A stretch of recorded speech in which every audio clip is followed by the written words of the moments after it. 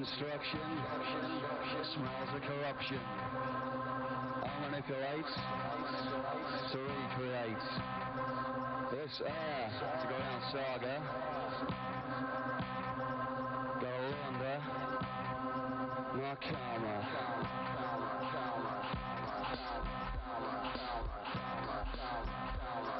Go under my karma.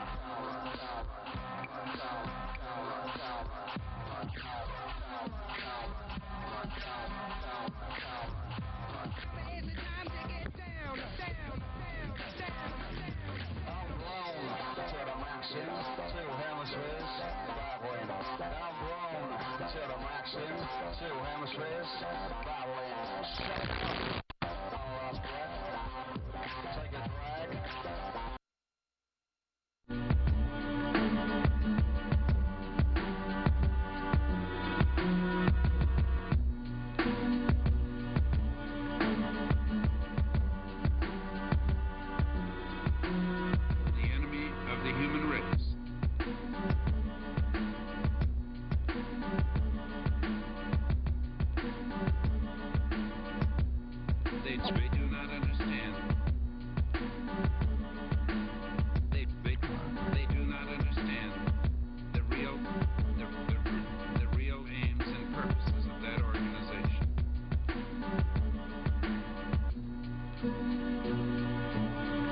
They do not understand.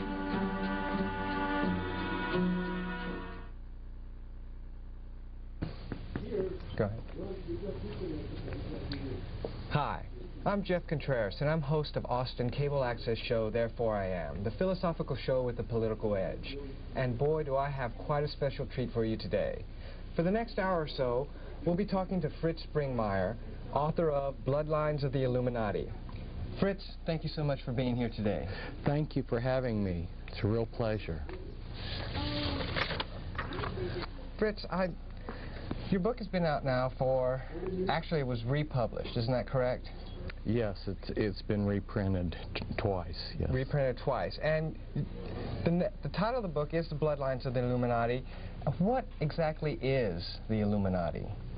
The Illuminati is the continuation of the mystery religions. There was quite a number of mystery religions in antiquity, and these mystery religions had councils that controlled them, and then there was a supreme council that operated clear from India to the British Isles that then coordinated all of these mystery religions, and that would be today what we call the hierarchy of the Illuminati. So the Illuminati is basically just an extension of the mystery religion system, the whole type of philosophy. Yes, it was a way of hoarding knowledge and power to a few special people. And how do they hoard the knowledge? Well, when I say knowledge, some of the knowledge is pseudo-knowledge, and some of the knowledge is actually scientific knowledge, which enabled, for instance, Christopher Columbus to be certain that he could sail across the Atlantic and hit land. He was associated with the Knights Templars, which is one of these secret societies associated with the Illuminati. So you've got different types of knowledge, but some of the knowledge is actually bogus. It's just claimed so that they can get people to join whatever mystery religion they're trying to offer. Okay, Fritz. Now, why are families so important in this? It's obviously, you titled it Bloodlines, and that must have to do with the families. Why are they so important? It has to do with how they pass power from one generation to another. It also involves the occult powers. They try to have full-blooded members. They believe that, at least the traditionalists within the Illuminati, which are the full-blooded members, they believe that to really be a powerful witch with all the occult powers that demonology gives you, that you have to be a full-blooded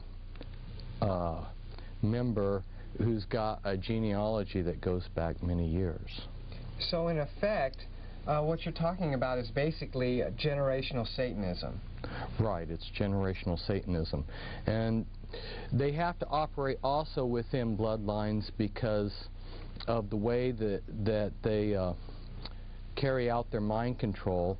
They make program DID, or what was commonly known for a couple hundred years as multiple personality disorder. They program their members with MPD, and in order to do that, you have to have someone who will disassociate when they're traumatized rather than die. There's three things you can do when you're severely traumatized. You can just curl up and die, or you can go crazy, or you can have the creativity and the dissociative abilities to splinter the mind into a multiple. And they want that ability.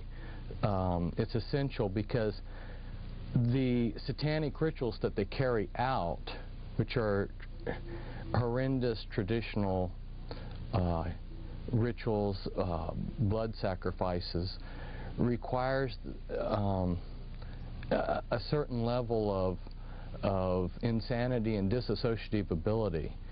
In other words, what I'm getting at is if you were a normal, sane person and you had to participate in the higher level Illuminati rituals, you'd probably go crazy without the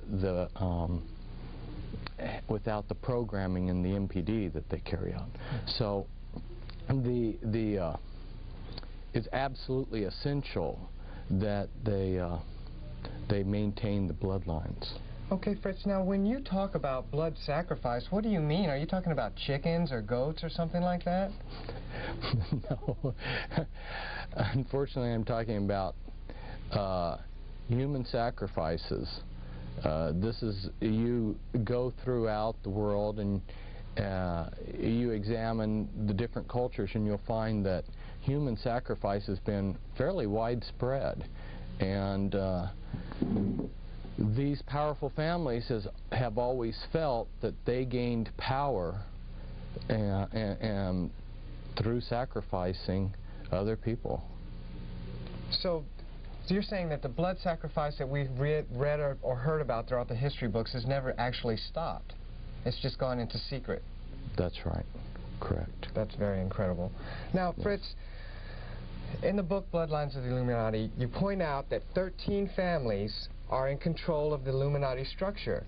But in your book, you list 14 families. Could you explain this a little bit? Sure. They themselves decided that they would have 13 families, or really maybe a more descriptive word would be tribes. And it's my understanding that the reason why they chose the number 13, besides its magical implications, is also it's in mockery of what God had done, because as you know, there were 12 tribes, and then Ephraim and Manasseh were added, which were split off of the tribe of Joseph, which gave you 13 tribes of Israel. And so in mockery of that, then they have chosen 13 satanic bloodlines. But in working with people that were in the Illuminati and helping people get out of the Illuminati, I've gotten a fairly good handle on what last surnames they use. And although there's hundreds of, say for instance, Rothschilds in the United States, most of the descendants of the Rothschilds have other surnames. And so when I say bloodlines, that's more descriptive of families. And there are certain families within the entire context of the Illuminati that have become powerful in themselves, but aren't labeled by them as one of the top 13. And as there's a continual power struggle between everybody within the hierarchy, you have some factions that become more powerful, and as those families become more powerful, they deserve recognition of their own. So I listed the Reynolds and the Krupp family.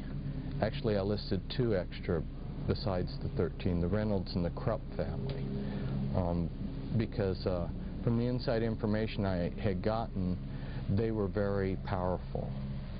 So what you're saying is that the families that are the top 13 families right now were not the top 13 families, say, of maybe 200 years ago, or even as far back as 1,000 years ago, that as these Illuminati families struggle for power within their own system, they replace some families with others and vice versa. Yeah, I believe that that process is ongoing. But I also believe that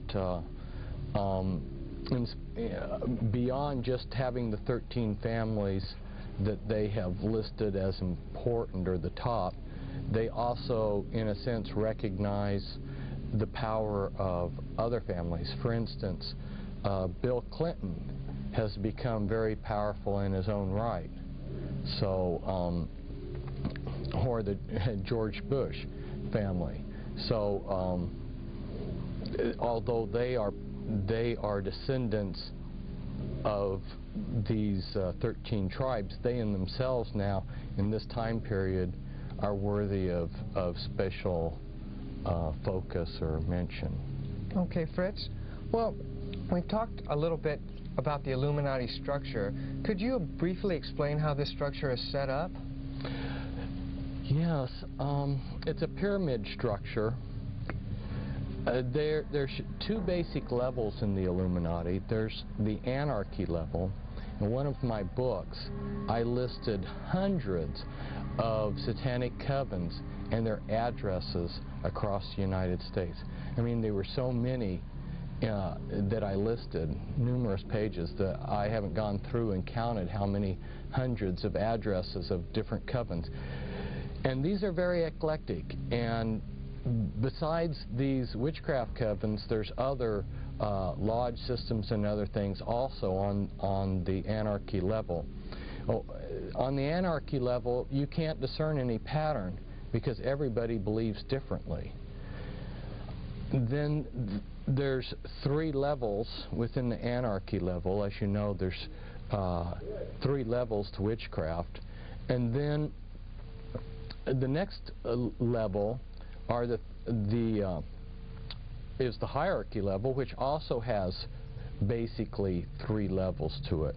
Although within those 3 levels there's ranks and grades, and above that there are councils that you can belong to that have special powers, and there's also special ranks and grades above those 3 basic grades.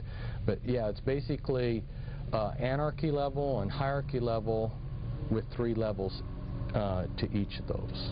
Now, how does this structure basically control, or why should we even be worried about the Illuminati? If there's just a structure that's out there with anarchy, and then there's the top structure that controls the anarchy level, isn't that just some type of contained system within itself?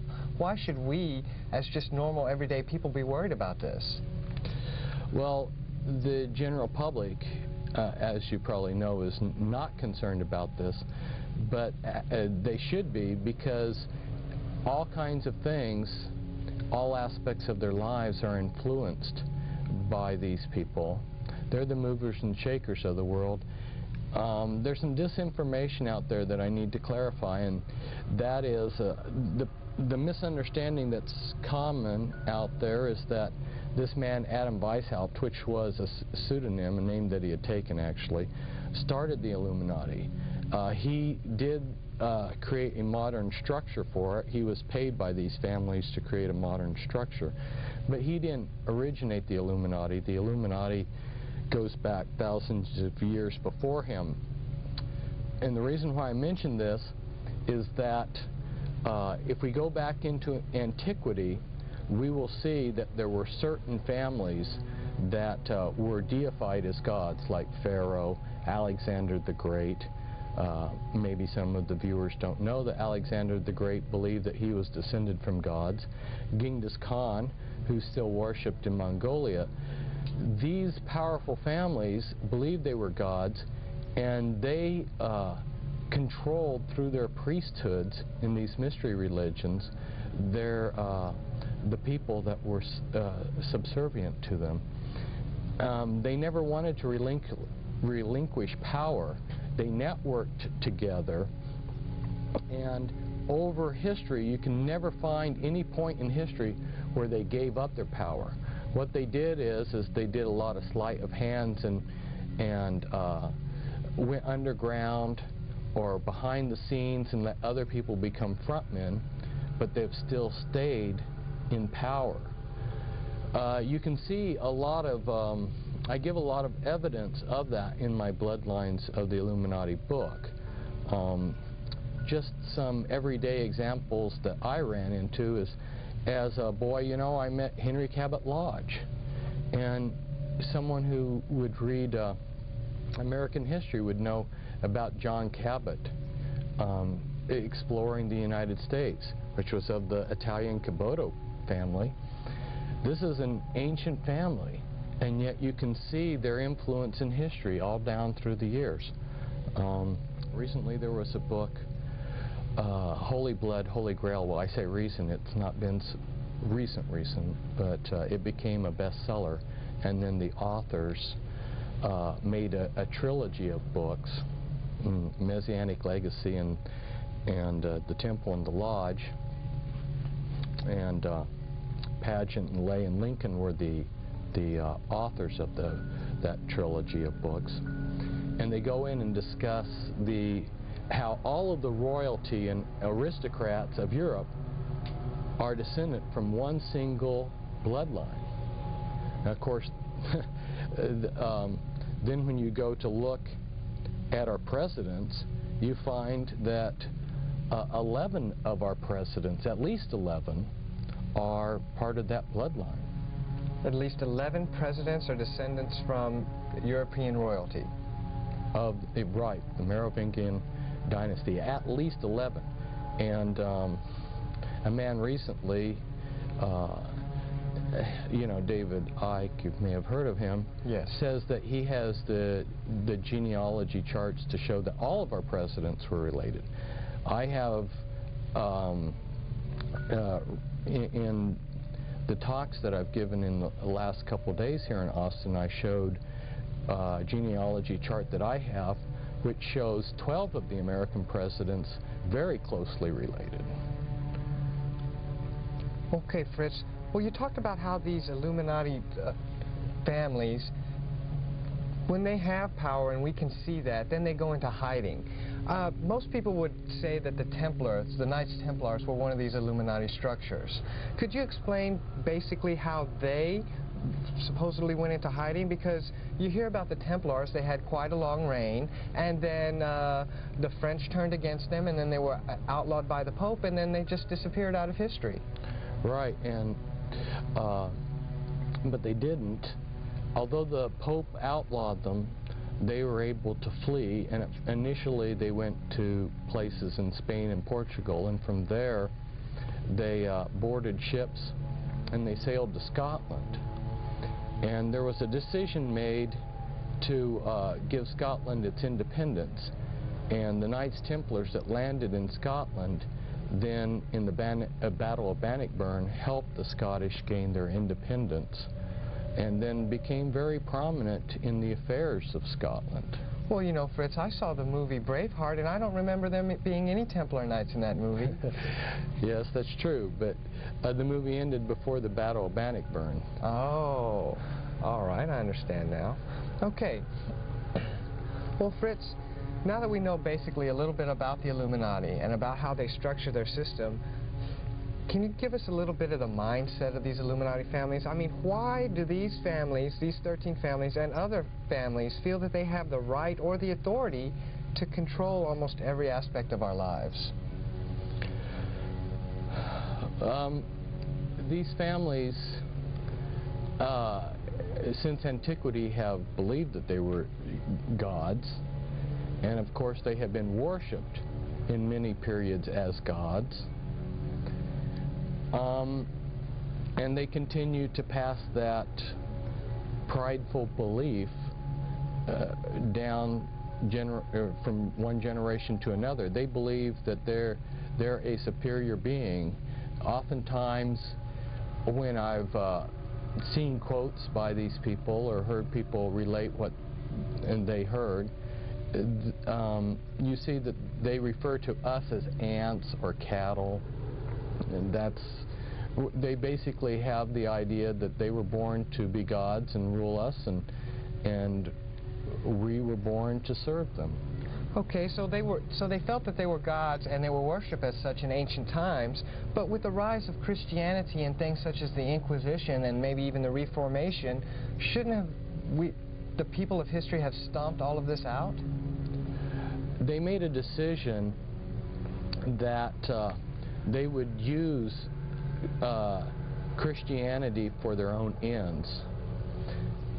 So they established churches that they themselves controlled, and they went behind the scenes and set up a lot of fronts. So what you see, for instance, as proof of what I'm talking about, is at the end of World War II, there was a commission sent around Europe to examine all of the churches and cathedrals that had been damaged by the bombing, and they found something like 80% of these churches had hidden occult altars underneath the Christian altar that wasn't exposed until they were damaged. In other words, what was happening is these churches were built on ley lines, and satanic rituals had been secretly practiced in these Christian churches all down through the Middle Ages and up to present times. These were sacred sites that the churches were built on. In fact, some of them were built on very sacred druid sites and things like this. And so the Christian churches were simply functioning as a front so that these people could do their human sacrifices and so forth in secret. And of course, then they became pillars of society with their multiple personalities. They could have a front personality that was the ideal Christian, and on the Sabbat, on Friday night, they could be sacrificing somebody, and perhaps on Sunday morning, they could be the reverend that was giving the sermon. There's a number of other proofs that one can, or evidences of what was going on. If you go throughout Europe, you'll see a large number of the churches had winged reptilian gargoyles put on them, including something that's really bizarre. They would have people, statues of people bent over,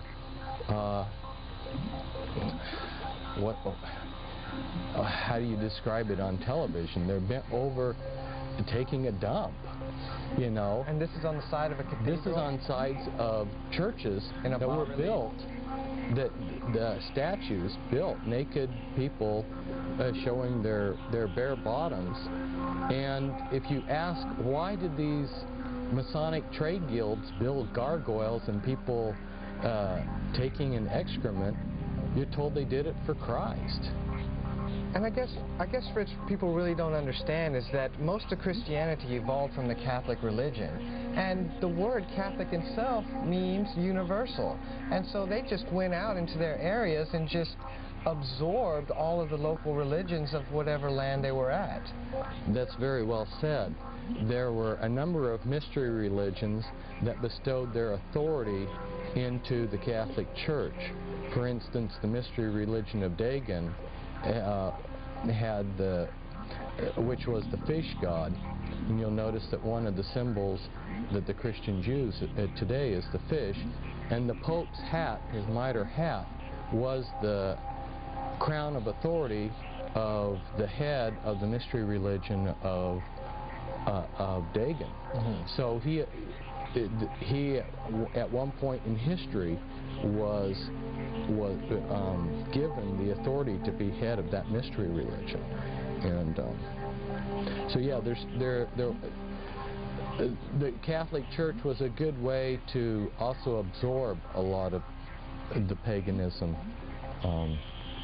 right, besides being a front for the more serious hardcore.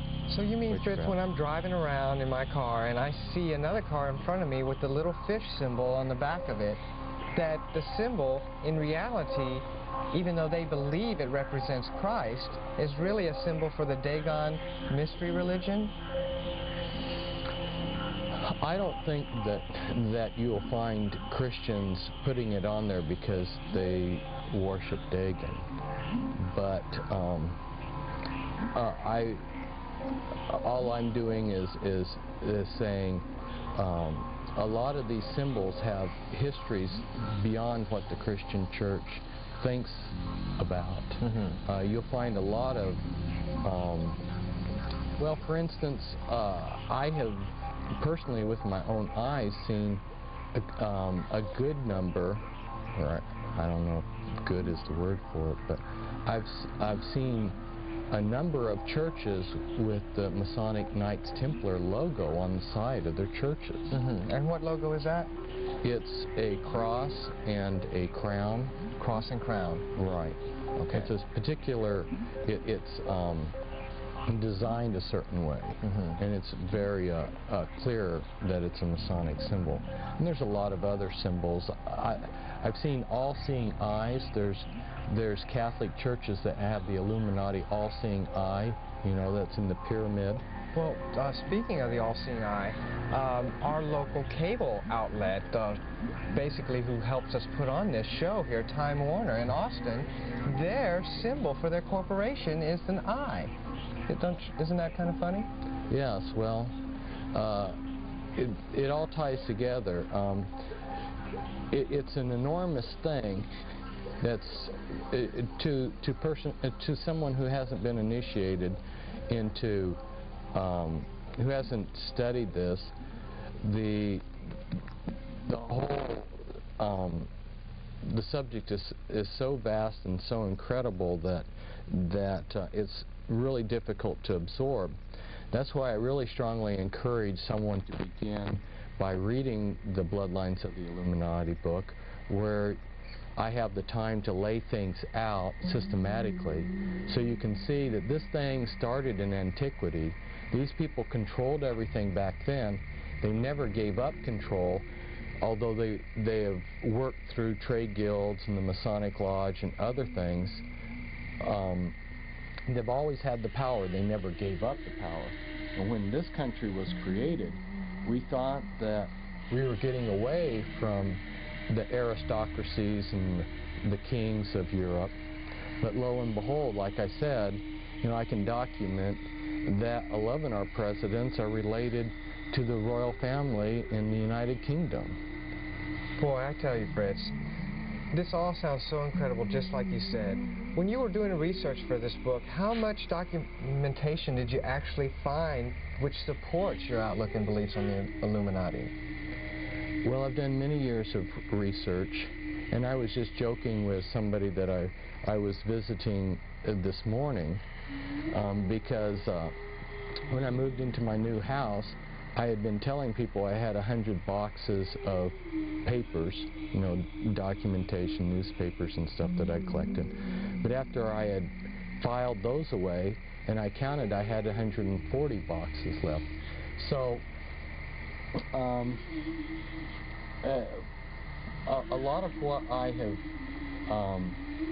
learned was because I've worked for years with people that are trying to escape the Illuminati, and they helped my learning curve greatly. They point me in the right direction.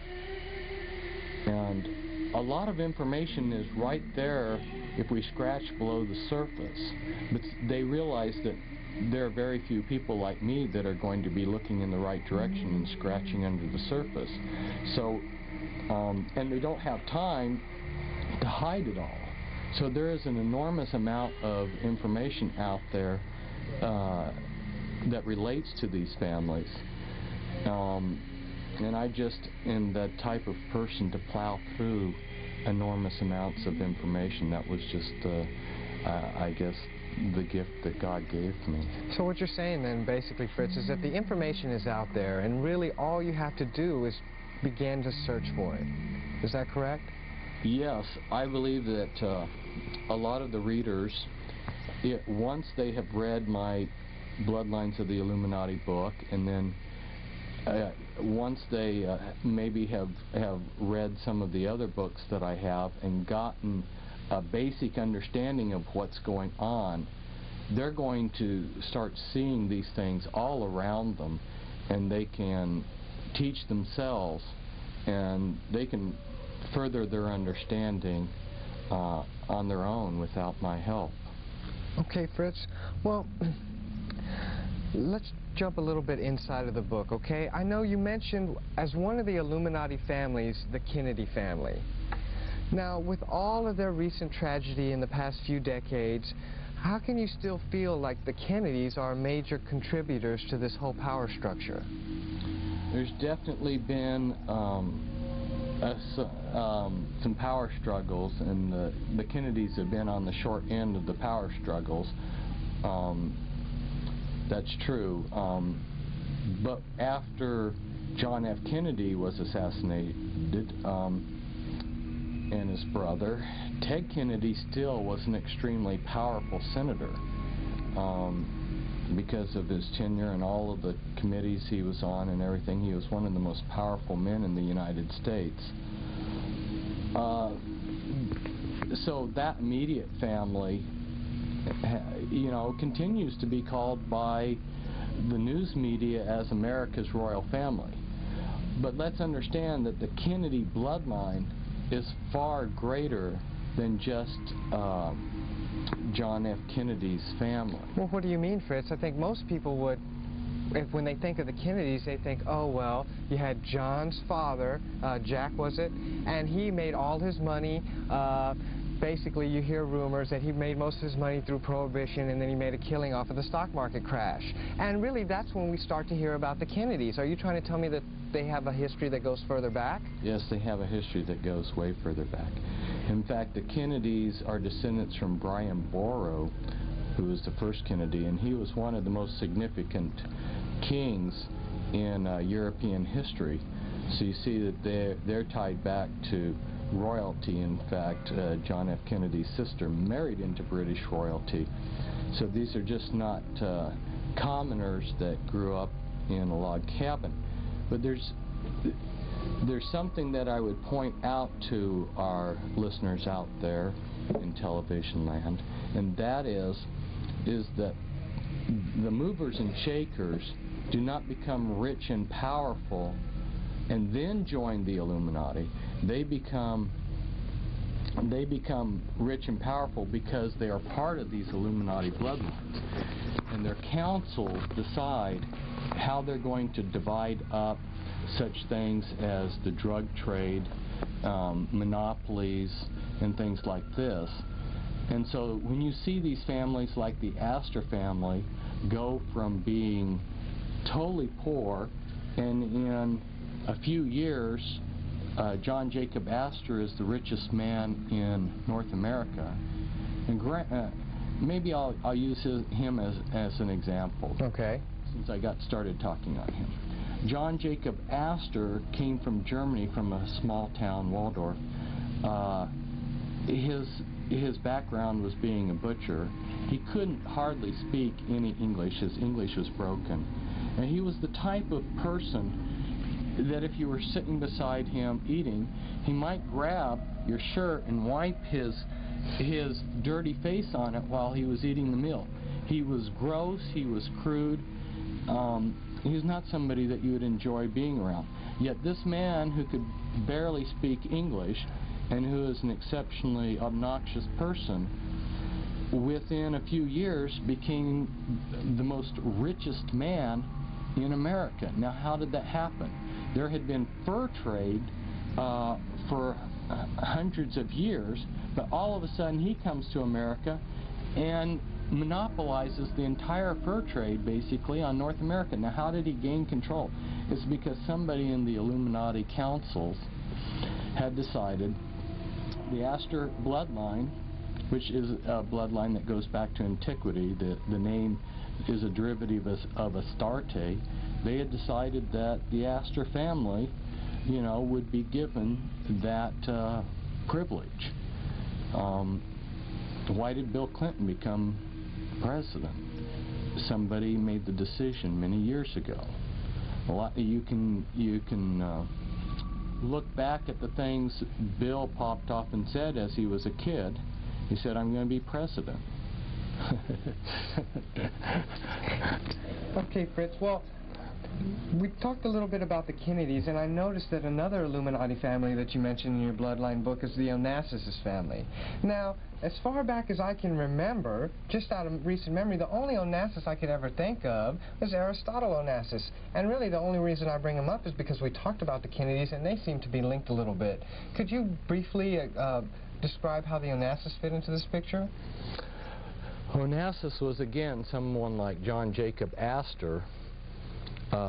His family lived, Aristotle's father Socrates lived in Turkey, and at the end of World War I, the Turks committed genocide against the Greeks, and the Americans had a warship off of the coast, and very strange thing happened.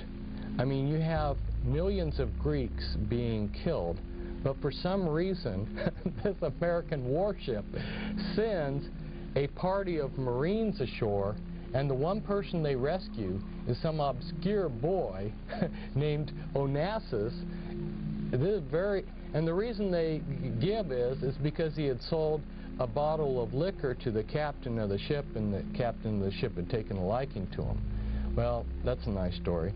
So then Onassis comes to South America. He lands in South America penniless in Argentina. But supposedly by washing dishes, within a few years, he's a multi-millionaire, one of the richest people in the world. From being a dishwasher? Yeah, yeah. Some jobs like being a dishwasher. You know, you can see this kind of stuff in Back to the Future with Biff, you know. Yeah. And this is what we're talking about. So what I'm getting at is he became rich because he was in one of these bloodlines. How extensive is that bloodline? Who else is part of that bloodline? I don't know the full extent of that bloodline. Mm-hmm. I know that in working with people that were in that I brought out of the Illuminati, most of the people of these bloodlines do not have surnames that match the bloodline that they belong to. Their only major connection, so to speak, is when they are put before the Grand Dame, and she is to give her approval as to whether they're accepted into the Illuminati or not when they're like age 3, and they're given a physical inspection, just like the Masons don't want anybody who's got physical defects. Mm-hmm. And they're given an overall inspection, and in that initiation ceremony they will announce what bloodline they belong to, but then they will continue going through life with a plethora of other names. Okay. Well, Fritz, after hearing you speak over the weekend, I think one of the best examples to help people kind of understand how the Illuminati control world events, could you kind of briefly describe some of the major events of the Illuminati-controlled World War II? Oh, of World War II. Right. Okay. Yeah, I'll focus on that. I might just mention to our audience, I could go back and essentially every war that there is, I could go through and show how these families have created them, manipulated them. Well, you can look at Wall Street, and the Illuminati families on Wall Street were the ones that financed Hitler to come to power. Also, you'll see that the Krupp family in Germany, plus a few other leading industrial Illuminati giants. Now, you're talking about the Krupps that make the coffee machines. Is that right? Yeah, I'm talking about the Krupps that make a lot more than coffee machines. I don't know how many thousands of factories they have today, but they were the ones that built the tanks and a lot of other, and the locomotives and a lot of the other steel works that the Germans needed for their war machinery. And these people were the ones, well, one of them said, we've hired Hitler. So they viewed Hitler as their hireling. So American and German and British Illuminati financiers brought Hitler to power. So you had that aspect happening. And then the dialectics that was created that created the issues and how the war came about were also Illuminati family manipulations. And then the United States' entry into the war, let me point out something here. We haven't mentioned Freemasonry, but Freemasonry is the continuation of the mystery religions. Okay. And Freemasonry and the Illuminati are like a glove in a hand. Well, hold on just a second, Fritz. I mean, I know some Freemasons. I even work with one, and I mean, he seems to be the most down-to-earth guy I've ever known. And as a matter of fact, if I even get to talking to politics too much about him, I feel kind of sort of that I even know a little bit more what's going on than him. How is he controlling the world? Oh, he's just a member of a lodge system. We're talking, the lodge system needs a lot of good men at the base to support its structure. And 2/3 of the Freemasons don't go beyond the 3rd degree. They're that financial base supporting this pyramid structure. But at the top, we have these people. For instance, the Sinclair family, which is part of the 13th Illuminati family, they were given, if you'll look in Masonic Encyclopedia, you'll see that they're listed as having been given headship over the Freemasons, and that was something that was to be passed from generation to generation. So you'll see that these bloodlines are in control of Freemasonry, just like so many other things. The royal family of Britain has been at the top of Freemasonry in the United Kingdom. So it's not that every Freemason is in the Illuminati. It's that this is just one more system or lodge or secret society that's controlled by them, and Freemasonry just happens to be, has been in the past. It's no longer so much the powerful tool that it was in the past, but it's been one of their most powerful tools in the world for carrying out what their agenda. Okay. So let's see. Let's pick up where I was. Back to World War II? Back to World War II. The reason why I had to bring in the Freemasons is Stalin and Churchill and Roosevelt, who were the Allied leaders. They were all three Freemasons. And Churchill was of the Illuminati bloodlines, and so was Roosevelt. Stalin married into one of these prominent Kagangovich, if I'm pronouncing the Russian name right. He married into a prominent Illuminati bloodline. And in fact, you see in Russian politics that same family that Stalin was married to is still very powerful in Russian politics. But anyway, so you had three people that are controlling these countries, or at least are the visible political leaders of these countries that are all on the same team. And Germany and Japan and several other smaller countries that join them are arrayed against Russia and the United Kingdom. And the British wanted the Americans to enter the war, Roosevelt wanted us to enter the war. So, but wasn't Roosevelt's one of his campaign promises at that time not to enter the European war? Right, right. Just the same as Wilson. Before World War I, his campaign was he would keep us out of the war.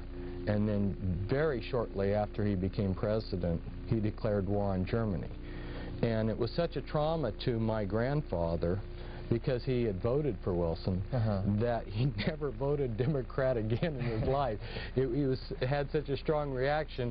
He had a knee-jerk reaction. He always voted Republican after that. But yeah, that was a campaign promise. But see, these people, they say whatever it takes to be popular, and then they do whatever they want, because we don't mean anything to them. And so, in going back and researching, I came across a book that was written which described aircraft carrier warfare in the Pacific in a war between Japan and the United States before there was ever an aircraft carrier built. And this book describes basically World War II. So this is rather amazing that someone was already thinking this stuff out. And then you'll see that when one studies it out, that the American military brought the Japanese Navy over to Pearl Harbor and specifically showed them item by item how the Pearl Harbor could be attacked. And then on the basis of that, those tours, the Japanese went back, made up their battle plans. American intelligence and British intelligence knew of the battle plans. They watched the Japanese fleet practice for their attack on Pearl Harbor. And then Roosevelt, to make sure that there was a lot of losses, the day before they attacked, he had all of our planes put on the airfields in circles with their noses pointed towards the center of the circle, so that it'd be very hard for them to take off when the Japanese attacked. There was a lot of things like this that were done to make sure that there was a lot of Americans that died so that they could get United States into the war. You know, I could talk for hours about how they created this war and then how they kept it going. The Illuminati, well, shortly after Pearl Harbor, President Roosevelt, and I showed the documentation in my talk here in Austin from the federal codes. He drew up an executive decree which allowed the Secretary of the Treasury, Morgenthau, to exempt whoever he wanted so that they could trade with the enemy. So these Illuminati families, like the Rockefellers, who controlled Standard Oil, and Onassis, were given the freedom to trade with the Germans so that they could keep the Germans supplied with essentials like diamonds there's a lot of industrial uses for diamonds, including they were needed for the gyroscopes and the gyroscopes for the V-2 rockets and everything. They supplied Germany with oil, designs for military equipment, and a lot of other things that, had the Illuminati not been given that special privilege of continuing to trade with Germany during the war would have come to an end easily by 1942. So basically, we had an embargo on Germany if we wanted to, but we just never closed the embargo. Or we just never kept the supplies from coming into the country. Well, if you were one of these Illuminati bloodlines, one of these powerful men, kingpins is the word I use within these Illuminati bloodlines, you had the privileged status of being above the war. Above the war. The rest of us, it was a real war. And actually, Fritz, I think I can remember from your book, from the Onassis chapter, his fleet of ships almost went unscathed, is that correct? Totally unscathed. They were never attacked. How many ships did he have? It was between 200 and 300 ships, merchant ships. And he's from the Greek fleet, correct? Yeah, Greek merchant ships. His ships flew the Greek flag. Essentially, every other Greek ship that was floating when the war started was sunk. But his ships went in all of the theaters of the war, the Mediterranean, the North Sea, and they were never attacked by either side. It took collaboration at the highest levels for him to travel around in a world war without anybody bothering him, while he made millions, perhaps billions of dollars off of the whole thing. This is incredibly fascinating. I tell you what, Fritz, we're almost running out of time here, but before we do, I would like you to briefly touch on, I know you mentioned it earlier, how the Bush family has been coming into prominence here of late. Could you give us maybe a little bit more of a background behind that family?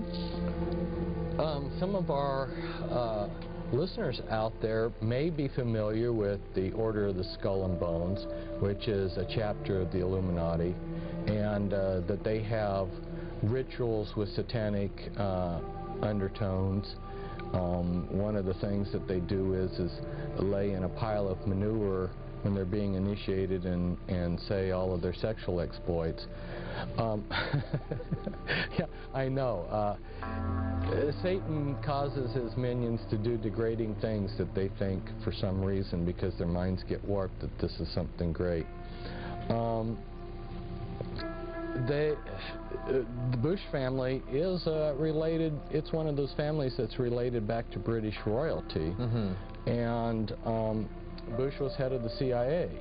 And I think it's significant to point out, if our listeners haven't caught it already, they may have already noticed this themselves, but you had the head of the KGB. You know, the KGB has been running Russia and the USSR, and over here we had the head of the CIA, George Bush, who becomes president, and now his son is running. It should make people realize that at least that the intelligence agencies have co-opted these countries, but it's deeper than that, because the intelligence agencies are being used as a front for these powerful families. And there's literature out there that talks about how the intelligence agencies have been prostituted to these powerful families. In fact, KGB intelligence, a large share of their intelligence, is simply being used to spy on Western industry and companies so that they can take all these trade secrets back for Russian capitalists, or Russian gangsters, I should say. Wow, truly incredible. Also, Fritz, I remember this also from your talks over the weekend. I don't want people to think that you're like the only person out there talking about it, and not just today, but I mean throughout history. I remember you mentioned how Senator McCarthy, most people think out there that McCarthy was just afraid of communists, but it's really, from your research, Fritz, do you really think that was the case? No, it wasn't the case. I mean, I was like everybody else. I only knew what I'd been told until I started reading speeches and talks and things that he had written, and I was blown away. I realized the man knew exactly that there were these powerful families, that there was a world order, and he was going after these powerful families. That's why he went after the Bundys. Mm-hmm. And of course the Illuminati kingpins in our government thwarted an investigation into Bundy.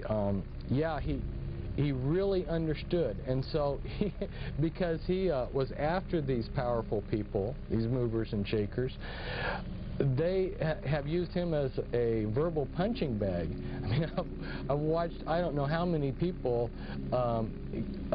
denegate his name, even, you know, in the last few years. Mm-hmm. I mean, you think the guy has been dead for a long time, they'd forget him, but Bill Clinton has used them as a punching bag, and then George Bush. So it's almost, the Illuminati almost use him as an example. Like, if you come after us, this is what's going to happen to you. Isn't that correct? Yes, yes. That's totally horrible. Well, I know we've just got a few minutes left now, for sure. But before we go, I wanted to ask you, Fritz, how can we, as normal, everyday people, recognize perhaps the policies or the agendas which are pushed on us through the Illuminati front organizations? Oh boy, that's a good question, but it's also a big question. Well, you will see that there are certain things that are politically correct. And you will also notice that the world is going towards central control. Right. It's going towards globalization, where we're having the United Nations. You know, the United Nations was formed out of the League of Nations, and there's a continual push to have one political, one world government. Now, isn't that just a natural evolution of perhaps human society? I mean, as the world seems to be getting smaller and smaller through technology, most people would say that would just be a natural evolution of our whole government system. Well, it's definitely being pushed. And whether one wants to believe that it's a natural outgrowth of improved communication and transportation, that's up to the individual, but it is definitely being pushed. It's taking a lot of money and a lot of effort to make it happen, and the push behind it are these global elite families that are controlling things from behind the scenes. So not only do we have political globalization, but we have economic globalization and we have religious globalization. So when you see any kind of an agenda that contributes to this one world order, or as Bush has called it, New World Order, or, you know, Hitler, who was also of these bloodlines, also referred to New World Order. That seems to be a popular term with them. Right, and I noticed earlier, when you had mentioned it, you just said World Order, that you didn't put the new in there. Why is that? Because it's not new at all. In fact, they keep using the same formulas. The things that controlled people back in ancient Rome, you know, where they had bread and circus, they're using the same formulas that they used in antiquity on us today. And bread and circus simply means that if you give the common person entertainment and plenty of food, like the junk food we get, they'll be happy. And most people, as long as they have their beer and their football game, are happy. Unfortunately, that is true. Well, I tell you what, Fritz, I really appreciate you coming down here, taking time out of your busy schedule to come give us an interview, and I look forward to having more talks with you in the future. Thank you. It's great being with you.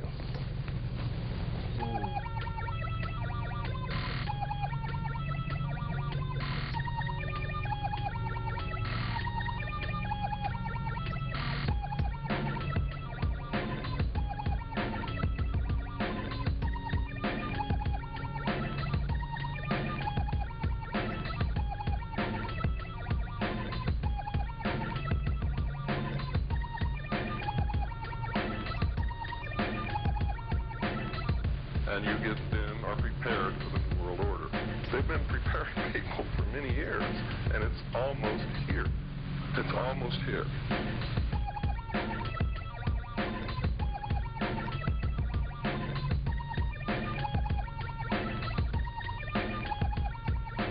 What is at stake is more than one small country. It is a big idea. A new world order. World.